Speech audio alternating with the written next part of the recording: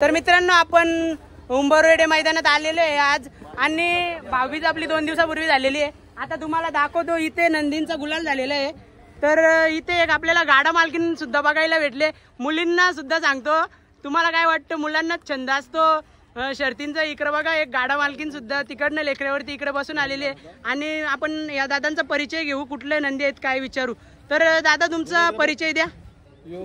या बैलाचं नाव नाही दादाचं नाव काय? पंकज पांडुरंग जाधव। कुठले तुम्ही? चिंचवली। कुठला आपला टिटवाला? हा। तर हा नंदीचं नाव काय? श्री। तर हा नंदी तुम्ही कुठून खरेदी केला? आमच्या नाशिकवरून आणलेला। नाशिकवरून। कितीची खरेदी? किती होती? 1.50 घेतला तेव्हा आदत होता का काय? दुसरा होता। मग घेतल्यापासून किती वर्ष झाले? 3 वर्ष।